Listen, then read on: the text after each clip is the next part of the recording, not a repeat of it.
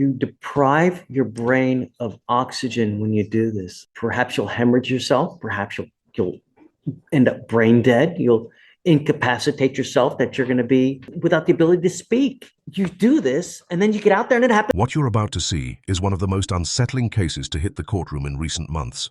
A woman caught huffing cleaning duster in public, collapsing behind the wheel and still insisting she can change. But will the judge buy it this time? Stick around.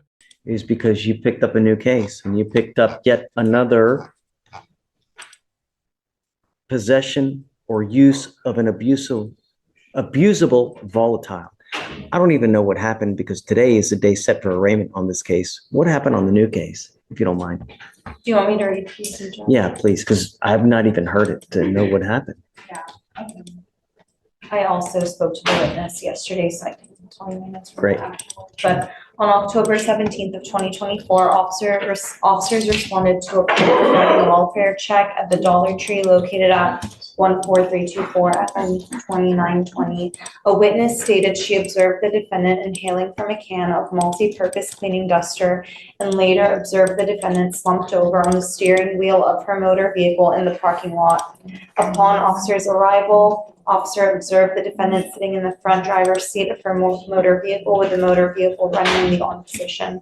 Officer also observed several cans of multi-purpose cleaning duster beside her. Officer observed the defendant to be confused and disoriented. She admitted that she had entered the office depot to purchase several cans of duster with the intent to inhale chemicals in a manner contrary to the directions, cautions, or warnings appearing on the label. And the defendant stated she did so to create or induce a condition of intoxication, hallucination, or elation. And she was found in possession of 3 10-ounce cans and 1 3.5-ounce can. Is there anything else that you wanted to add to this? Me, Judge? So the witness who spotted her, she had pulled into the Dollar Tree, parked there, and the defendant's motor vehicle was right next to hers, and she had noticed that it was on. So the witness, she went into the Dollar Tree, then went down to Target, did some shopping, came back an hour later and noticed that the truck was still there and still running. So she got worried, looked through the window, and she found the defendant slumped over. She stayed watching her for a while to make sure she was okay. She didn't feel comfortable driving off.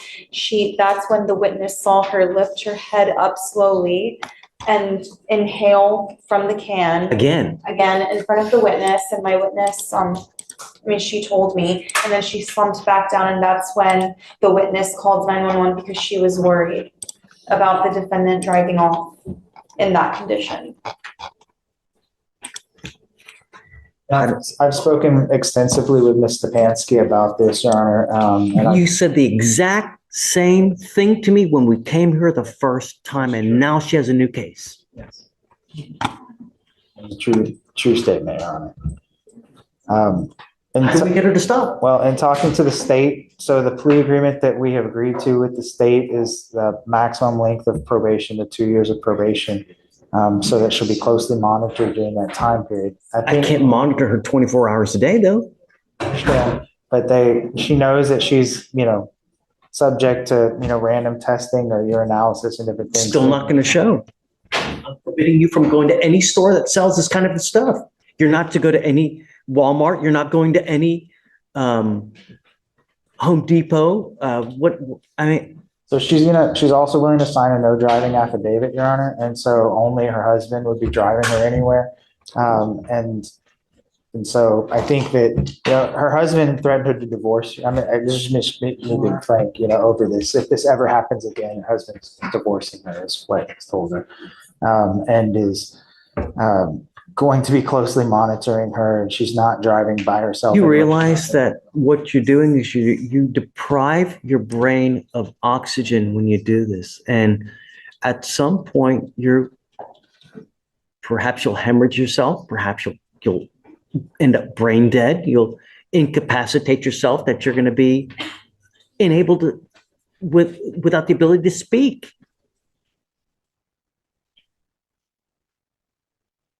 But you do this and then you get out there and it happens again. It scared me so much this time, and I believe it. I believe it. I don't believe one iota. Nope. You sold me the same thing. Not. Here's the critical moment. Notice how the judge isn't convinced at all. Why? Because she's been here before, making the same promises, only to relapse. This is where courts balance punishment with protection. Is probation enough to stop a dangerous cycle, or should stricter measures be imposed? What do you think? Should the court keep giving her chances, or is it time for jail? I'm currently Months ago. attending NA meetings, which I will continue to attend. I think that, like I said, the combination of her not being able to drive to be able to go get this stuff and her husband helping to monitor that and the enforcement of the 2 years of probation and making sure that she knows that, you know, she's under I have a sponsor. surveillance, that I don't think it will continue to be a problem. I think that when there's been monitoring, there hasn't been a problem. This was, again, this is just me kind of pulling back the curtain here because we're entering a plea. Sure, Haddad, how do we get it to stop? This is, man, I'm sorry, Judge, if I could just finish that thought for a second. Look, I'm all ears Yes, sir. with any recommendation as how to get it to stop, because I mean, it's not something that I can test that'll show whether someone's using or not. Judge, at this point, I mean, I was hoping that the TRS would recommend something such as like HUA, that's like a intensive treatment made for women. That's, Yes, I mean, yeah, I'm thinking HUA might be a good place to put her. Figure out what the TRS is going to. Right. I think that that's the best thing that we need to do. Yeah, I think that, But my opinion, Your Honor, is that the no driving affidavit will cover or will fix the problem. This was when as soon as she started to drive, basically, it became the problem. You know, when the husband said, okay, you can drive, then she went to the store and did that. But without her being able to drive, and like I said, you know, the husband making sure that that's not happening, because again, he's not tolerating any of is this. the husband here? He is not here today, but I can get him here if you'd like, Judge. I mean, I think, Michael, I think you hit the nail on the head. I think what we need to do now, and Craig, I think what we need to do now is have our TRAS to see where we go, because we have clinicians that will be able to tell us how to tackle this problem, because I'm truly at a loss of how to get it to stop, because theoretically, this is something that you can get anywhere, right? You can have it delivered through Amazon, right? So Sure, but that hasn't been her MO of doing any of this. I understand you. I hear your words. she's been able to drive. I understand. Right. Well, she wasn't able to drive for a while after this happened or whatnot, and then it wasn't a problem. And then when driving resumed, then that resumed being a problem. So that's why I think People know that for the no sure. driving affidavit would fix that. Ms. Brown?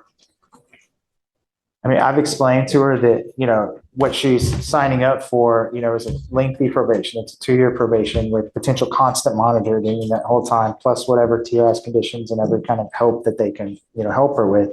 And then, you know, that if she messes up in probation, that she signed up for, you know, 180 days in jail, you know, that's, you know, what she's understanding.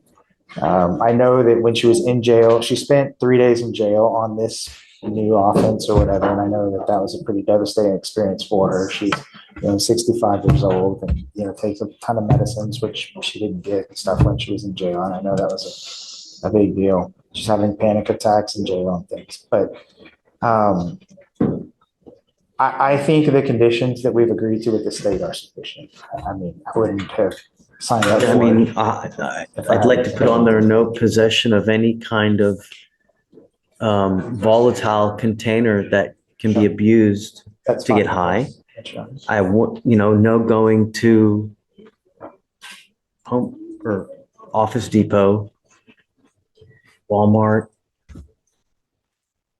Ma'am, I want you to understand that if I find you with another of these containers, and I don't care what you're doing, where you're going, who you're with, I'm going to put you in a rehab facility in the jail. And I mean, if that's what we need to do to get you to stop, I'm going to do it in a heartbeat. Do you understand? I mean, you're killing yourself slowly. That's all that's happening. And problem is that everyone around you is suffering. What happens if you do this in the middle of the road while you're driving? I mean, God, if you kill someone, you get charged with murder. Is that the last thing we want you to do is to spend the next 30 years of your life in prison because of a drastic and catastrophic event where you kill someone. And in that kind of stupor state, if you're in a car, you're begging for it to happen. Okay, so I guess I'd like to do the TRAS to see where we go. So what we're going to do is I don't know how to move forward with this, Ms. Stefanski. So what I'm going to do is I'm going to have you evaluated by our clinicians to see what they suggest is the best way to go forward. So I'm going to have you meet with them, and I want you to be honest, because I want to move forward in the best way possible. If you're not honest with them, a motion to revoke can be filed. We'll put you in custody, and we'll do it next time in custody. I don't want to have to do that. So be honest in the evaluation. Be honest with yourself. I'm now taking away your privilege to drive for a year. You're not allowed to drive. You're not allowed to be in possession of any kind of container where you can get high from it. And I don't want you to go to any Office Depot. I don't want you to go Walmart or any of these places that you can also buy these from. You understand? Yes, sir. It's 180 days in jail, probated for 2 years. You will do Thinking for a Change, a DWI education class, 2 victim impact panels, a TRAS, with the conditions you must fulfill: substance abuse treatment, no breath test refusal, no drugs, no alcohol, guardian interlock so that we know that you're also not consuming alcohol, and a one-time donation of $100 to Matt. Is this how you understand the agreement? Yes, sir. I think the max is a year, right? On the first, it's a year. For probation. Yeah. For license suspension, I think the max is a year. I mean, if it was 2 years, if I can do 2, I'd rather do 2, because I think that I just don't want you to go anywhere near a car until this problem has been tackled. Do you understand, ma'am? Do you have any questions? Sir, There are other things in life to give you that kind of rush instead of using a can. You need to find another outlet, but cans, that's not a good way to go, because you're really going to sue some irreparable damage the last thing you need is to become a vegetable. And that's what invariably it's going to happen at one point or the other. How do you plead to the offense, Mr. Stefanski? Guilty or not guilty? guilty. I will find you guilty. I'll send you the agreement. Is there anything else that you wanted to add? Nothing else, Ron. Michael, anything else, guys? No, just the other 2 cases. Okay, so as a part of the agreement is this DWI, they're going to dismiss your other 2 inhalant paraphernalia cases as well, okay? All right, and wish you best of luck. We'll have you do the TRAS, and then I guess just give me a heads up when you do it, will you? And then, Craig, I'm going to reach out to you so when we get it back, I'll let you know what it is. That way That's not. that you know as well. They may say inpatient, I don't know. Right, and you understand that. They could Understand give that. you inpatient treatment. All right, ma'am. We don't know. Best of luck. Depends on what they feel like is appropriate. See you soon. Thank you for the chance. So the outcome? 2 years of probation, mandatory treatment, a no driving affidavit, and strict bans on buying inhalants. In exchange, the other charges are dismissed. It's a deal that gives her one last lifeline, but also places every failure directly on her shoulders. If you found this case as shocking as we did, make sure to hit that like button, share your thoughts in the comments, and don't forget to subscribe for more jaw-dropping courtroom breakdowns.